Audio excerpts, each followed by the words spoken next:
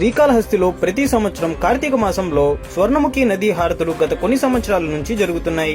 ఈ సంవత్సరం కూడా వేలాది మంది భక్తులతో అంగరంగ వైభవంగా ఈ హారతులైతే నిర్వహించారు.